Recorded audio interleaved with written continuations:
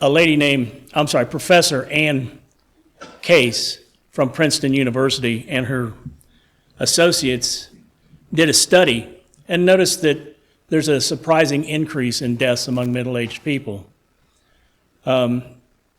This is caused by depression, despair, alcoholism, drug addiction, overdose, suicide, all play into the number that comes up to about 200,000 people a year die from despair. They labeled this term the epidemic of despair. This was before the COVID pandemic. After the COVID pandemic, this was multiplied. Because of a process called isolation, human beings do not do good when they're away from other human beings. Their anxiety increases, their despair, their depression increases, phobias increase, and they get a desire to want to be isolated, to become afraid of people. They develop a thing called agoraphobia, where they're just afraid to be around other people, caused by isolation.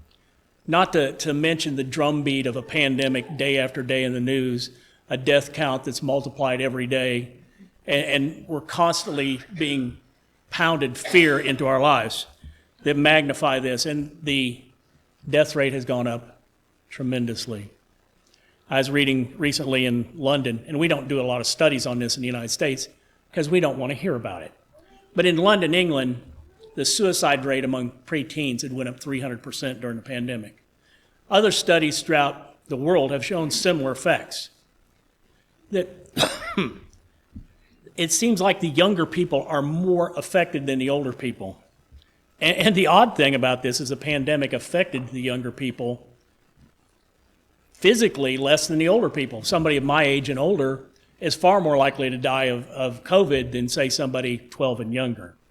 I think it's someone 20 and younger to die of COVID. It's 20 times more likely that they die of a common flu.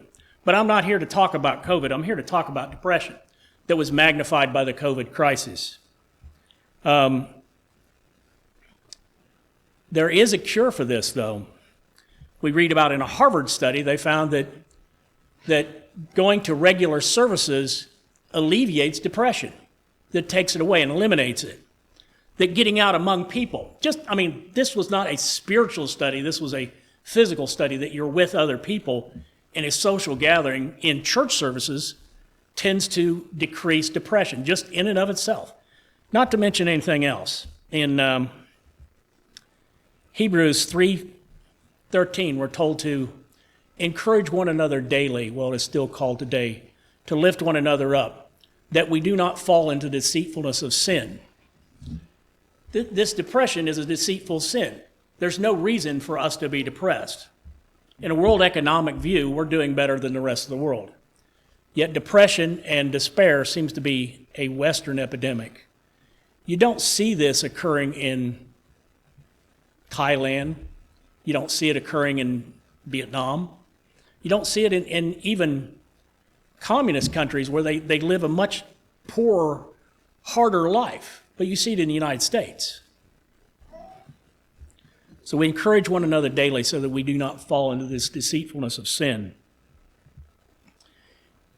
How else can we fight depression? Another one is found in Romans, the 12th chapter, 2nd verse. Be no longer conformed to this world, but be transformed by the renewing of your minds. Well, how do we renew our minds? Of course, we know that faith comes by hearing and hearing of the Word of God, and that helps renew our mind.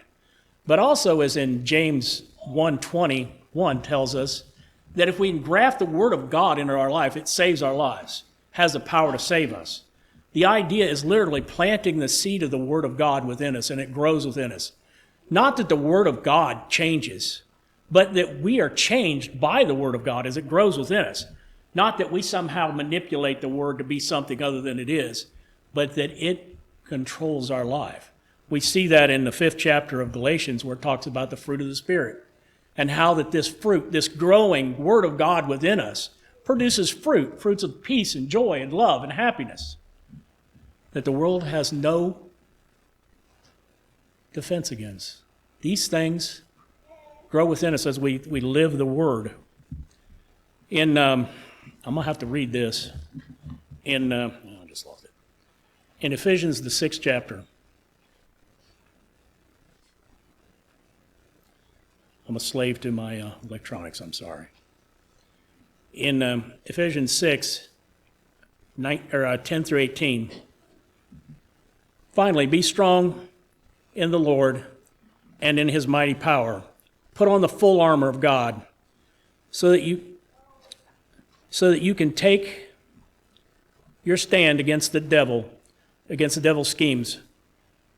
For our struggle is not against flesh and blood, but against rulers and against authorities and against the powers of this dark world and against the spiritual forces in heavenly realms. So our struggle is not just in this world as we fight depression, it's against the devil himself. The devil will take every single opportunity he can to bring us down, to destroy us, and to take away our joy. In this struggle, it says the schemes of the devil. In some translation, we hear the term the wiles of the devils. It's talking about the shield of faith, that it protects against the darts, the flaming darts, which is the wiles of the devil. Literally means his artwork, his craft, his skill, that he weaves this thing, that every little thing in our life can be used against us to tear us down, but the shield of faith brings us up.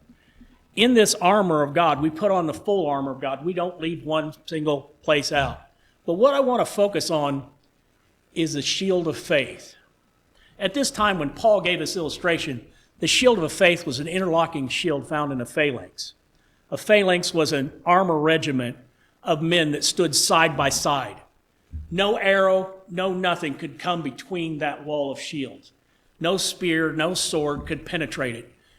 And when they got weak and they got tired, there was a row of men behind them to give them strength, to cheer them on, to encourage them, to lift them up, that they might hold that shield high, no matter how hard, no matter how difficult the pain caused their arms to be. When they trembled with fear, those behind them gave them strength. They allowed to use their weapons from behind to pierce back across these shields to fight the enemy.